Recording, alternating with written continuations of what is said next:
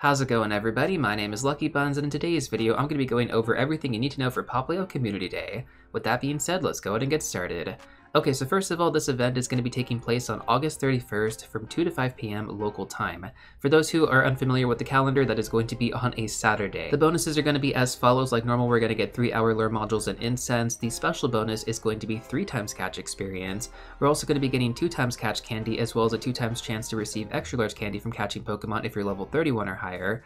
And then we're also going to get 3 special trades, 2 from the seasonal bonus, and then 1 extra special trade from this calm day. And then every single trade you do is also going to cost 50% less Stardust. You are also going to be getting 5 free Popplio from snapshots, and then finally the shiny rate is going to be boosted at 1 out of 25. Now after 2 to 5 p.m. we're also going to get 4-star in-person raid battles featuring the second stage form of Popplio, which is going to be Brion. Now after you guys actually beat this raid boss, Popplio is going to spawn in the surrounding area for the next 30 minutes. If you do have Spatial Ren, this would be a good time to use it to get more spawns if you weren't actually able to play during the 2 to 5 p.m. window. The shiny rate on these Popplio is also going to be 1 out of 25. Now we're also going to have Pokestop showcases featured during this event as well, so I do highly recommend participating in these to get some free rewards. If you're actually able to place either first or second, you can get some really good premium items as well, like incubators, lucky eggs, start pieces, incense, and even lure modules.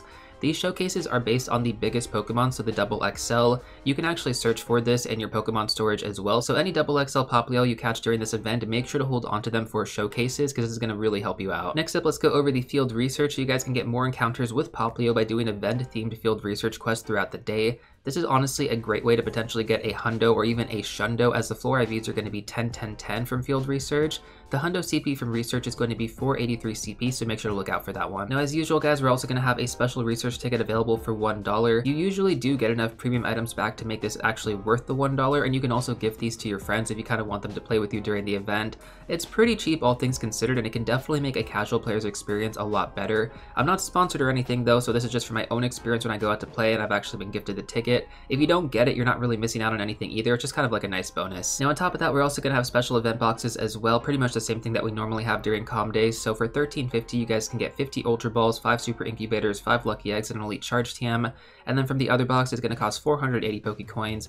You're going to get 30 Ultra Balls, 1 Incense, 1 Lure Module, and 3 Super Incubators.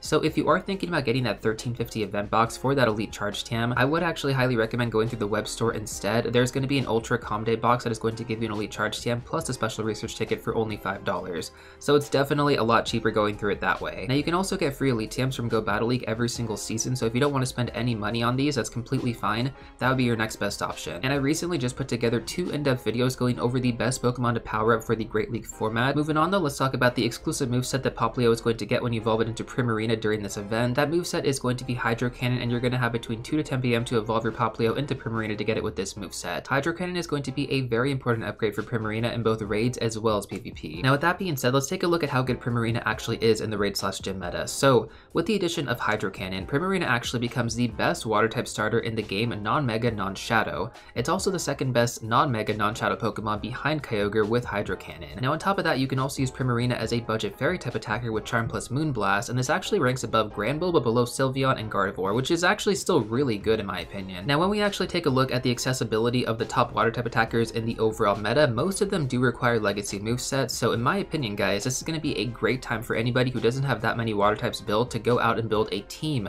of Primarina with Hydro Cannon as temporary water type attackers. I mean honestly, you can just build it as main water type attackers, but when Kyogre comes back into rotation next month, you probably want to focus on getting that Pokemon. So basically what I mean by this in terms of temporary though is that you want to catch and evolve high level Popplio regardless of the IVs. If you're not really sure what a Pokemon level is, then look at the Stardust required to power it up. For example, level 20 would be 2500 Stardust, whereas level 30 would be 5000 Stardust to power it up. Level 30 is also going to be the max level you can catch in the wild unless you have the weather boost. In this case for Popplio, it's going to be a water type, so that would be rainy weather. Now this would actually increase it to level 35 potentially, and that would cost 8,000 Stardust. Now with that being said, the chance of getting the weather boost during this event is pretty low considering that it is going to be summertime in most areas, but if you are playing in an area where it's actually expected to rain, this will increase the potential of getting hundo since the IV floor is automatically raised with the weather boost. The flip side to this though is that it unfortunately makes it more difficult to get good IVs for PvP. Now I've actually been getting a lot more comments from newer players on the channel recently, so hopefully some of you guys are watching this. Opportunities like this are how you actually start to build out really good raid teams without without spending any of your hard-earned Stardust. And let me just tell you this right now, whether you're a new player, a casual player, or even a seasoned player, Popplio is going to be a great Pokemon to farm during this event. Next up, let's take a look at how good Primarina is going to be in PvP. So as of right now, Primarina does not look great after the recent meta changes for Season 20 of GBL. To be fair though, it didn't really look that great before the meta changes either. So either way, it is going to be getting access to a new non-exclusive moveset, which is going to be Sparkling Aria, which was just recently added to the Game Master file. Now with that being said, at the moment this moveset does not look better than Hydro Cannon, so Primarina overall doesn't really look great for any of the Open League formats, but that being said though, I would not take this as a sign to not grab some good IV spreads for PvP. Meta changes do happen often in Pokemon Go, and a Pokemon that might not rank well right now could end up ranking very well in the future with a move update. Like, that's literally all that it takes. As we just recently saw with GBL Season 20, there were a ton of Pokemon that were like literally not meta relevant whatsoever, like Dusknoir, that are now in the top 100. You know, I would still go out there and grab a few good PvP IV spreads for the Great League and the Ultra League on Primarina, try to get the Hundo for the Master League and for the Raid/Gym meta, and that's pretty much all you want to focus on. And if you do that, you're at least going to be prepared for the future, and that's pretty much only going to take up 3 storage spots. So in conclusion, this Calm Day is going to be offering a new shiny family into the game, which is always really exciting. It's also going to conclude the shiny starters for Generation 7, which means we can hopefully look forward to the Calm Days for Gen 8 starters sometime next year. Now taking a look at this event though, I do think it's actually looking pretty good. Primarina is going to be a great budget water type attacker for many new or returning players to add to their teams, also a really good budget fairy type attacker as well. The 3x catch experience bonus is going to be great for anybody who wants to focus on experience farming during this event. I know I'm definitely going to be hyper focused on those excellent throws, and I hope you guys are too. Normally an excellent throw gives you 1000 experience. During this event it's going to give you 3000 experience, and with a lucky egg that's going to be 6000 experience for just the excellent throw, not including any of the other catch bonuses. So basically this event covers all bases in my opinion. You have PvP, raids, experience grinding. It's good for all types of players. Anyways though, that's pretty much everything I do have for you in regards to Popplio, but now let's actually go through some additional tips and tricks to help you guys get the most out of this event. So first of all, the fast catch trick. Most of you do probably know how to use this by now, but for newer players or returning players, I highly recommend learning this to increase your catching speed. I'm going to have a link to a tutorial video down below. If you ever wonder how some players catch so many Pokemon during these Calm Days, this is how they're doing it. The next tip is going to be to create a search tag for all the Popplio you want to evolve, so you can quickly check for good IVs by typing in 3-star, and you can quickly check for Hundos by typing in 4-star. This basically eliminates the need of having to use a CP chart throughout the day to actually figure out if you actually got a Hundo. Just type in 4-star, is going to pull up all your recent Hundos, and that's pretty much all you need to do. Now for PvP IVs, this is going to be a little bit different. Typically you would have to go through manually and figure out which one is going to be good, but there is a faster way to do that by using this search string on screen right now. Now when it comes down to PvP IVs, you typically want to have low attack and high defense and high stamina IVs. So basically this eliminates having to go through all of your Popplio. It just pulls up the ones that are actually going to be meta relevant, and then you can check the IVs on those ones specifically and then evolve the best ones. I have literally saved so much time using this search string, so yeah, highly recommend it. It's also going to be in the description down below so you guys can copy and paste it. Following that, let's talk about the Mega Evolution you want to have active during this event for extra candy bonuses. So Popplio is going to be a water type Pokemon, so you ideally want to go with Blastoise, Slowbro, Gyarados, Swampert, or Kyogre. Whichever one of these you have at Mega level 3, prioritize that one over the others for increased candy and extra large candy. Now speaking of extra large candy though, the new season bonuses were announced a few days ago, and guaranteed extra large candy from trading Pokemon is going to be coming back very soon. So if you are unable to acquire 296 extra large candy during this event,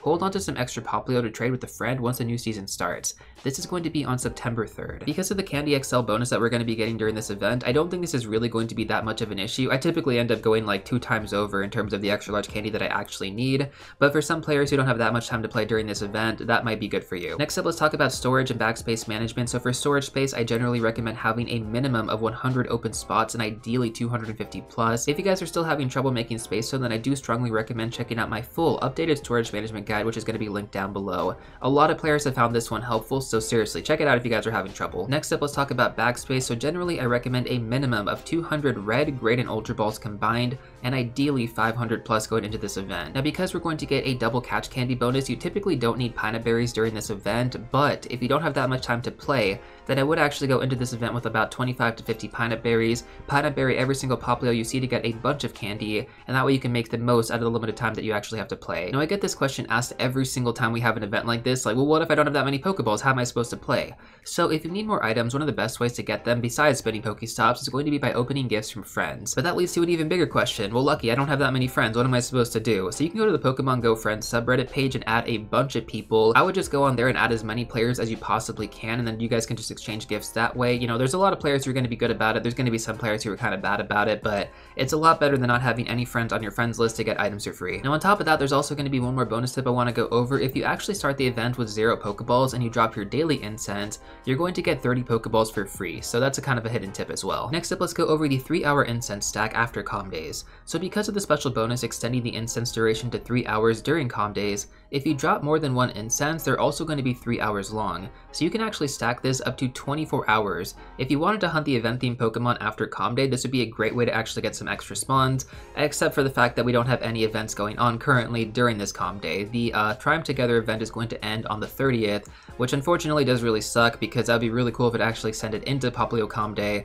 but unfortunately it doesn't. I'm pretty sure a lot of you guys are tired of the Kanto spawns, but if you want to actually farm more of them, then this would be a good way to do it. Now on top of that, you can also do this with 3-hour lure modules as well towards the end of the event, so basically just go to a Pokestop like right before the event ends, and then just drop a lure module maybe like around 450, and now the lure module is going to stay there for the next 3 hours. You pretty much have to make the decision, do I either want to get a bunch of Popplio spawns from this 3-hour lure module, or do I want to get a bunch of regular spawns? Now for those of you not really sure where to play during these types of events, Pokestop dense areas and or cluster spawns are always going to be the best spots. So for example, that's going to be like parking lots, grocery stores, superstores like Walmart, Sam's Club, Costco, etc. College campuses are also going to be a really good place to play as well. Also get kind of more connected with your local community, which is always going to be good, right? Because if you add players that are local and you guys get lucky friends, then I mean you could actually meet up to get those trades done. Anyways, so let's talk about the experience bonus next. So lucky eggs, right? Obviously you want to drop lucky eggs during this event, but how do you actually maximize them? So first of all, aim for excellent throws. Like it is much easier to get these done when using Nana Berry, so if you're not that good with excellent throws, this would be the next best option to go for. This way you can actually get better practice in. I know some of you guys really aren't that great with excellent throws, so you can also go for really quick great throws as well if you're just going for speed and consistency with the fast catch trick. That would probably be the next best option to go for, but honestly the excellent throws make a much bigger difference if you're actually able to land them. So Nana Berry, aim for the excellent throw. Just try to do this as much as you can, guys. Like the muscle memory is what helps you get good at these excellent throws.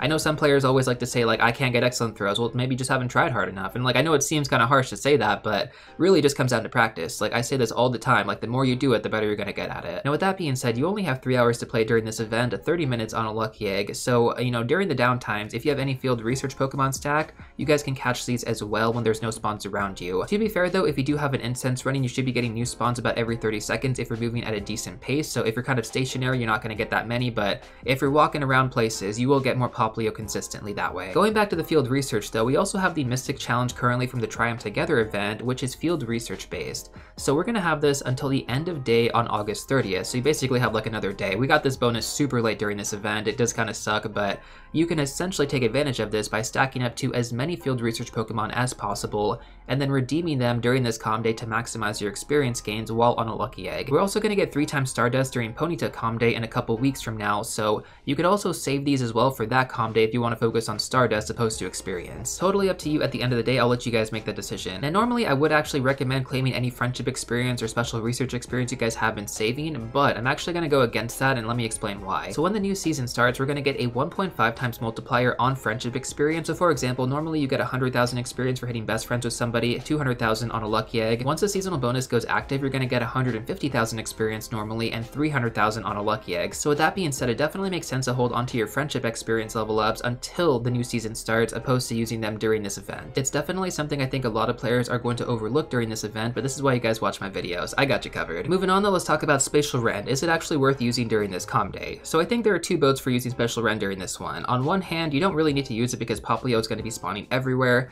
and it's not like super meta relevant, right? Like it is definitely worth building, but there's going to be so many bonuses going on, you guys can definitely get enough candy, good IVs, etc. And not to mention the shinies are going to be pretty common. But on the other hand, if you guys do want to farm as much experience as possible on a lucky egg, this will increase the amount of Pokemon around you based on the increased radius. So you can really maximize the experience gains by using Spatial Rend. But in terms of farming more shinies, I don't think it's really worth it for Popplio. Mainly, it's just if you want to get more experience. So if you have a lucky egg on and you're actually grinding really hard, I do think it's going to be worth it. This is going to cost you 5,000 Stardust and 5 candy for every 10 minutes to keep it active. So on a lucky egg, this would essentially be 15,000 Stardust and 15 Palkia candy. So obviously only do this if you have the resources available, but I don't think that's that expensive. Like 15,000 Stardust for 30 minutes of grinding grinding with an increased radius, like and you're actually grinding hard, that is going to be a lot of extra Popplio. Trust me when I say this, like it really does make a difference. I believe the last time that we actually had an experience event like this, it was Dynamo.com Day. I took advantage of spatial rendering that event, guys, and let me tell you this right now, I gained over 2 million experience, like not even playing the entire event either, so it is very much worth it if you're going to be grinding. Next up, let's talk about the Pokemon Ranger medal, so essentially the research medal. So tasks during this com day are fairly easy to complete, but it's also really easy to forget about them because you're so focused on grinding. So first of all, make sure to go through and clear your research before the event starts, and then second, go through and check them about every 5 to 10 minutes if you're going to be around a lot of Pokestops. You can also run away from the Pokemon encounters like I mentioned earlier, and you guys can stack these up to 100 Pokemon, so if you don't really want to focus on experience during this event, you guys can save these for the Stardust bonus which we're going to get during Ponyta com day. And then finally, let's go over the Picnicker medal. So basically, you just want to drop lure modules at your most popular grind spot right when the event starts. Basically, the way that this works is that you get 1 point every single time somebody else catches a Pokemon off your lure module. So in the right location, you guys can make some insane progress, especially since your lure modules are going to last 3 hours long during this event. Anyways, that's basically everything that I have for you guys in this one. If you do want to check out some more content, I'm going to recommend these 2 videos right here. But before you go, don't forget to smash that like button, subscribe, and I'll see you all real soon in the next one.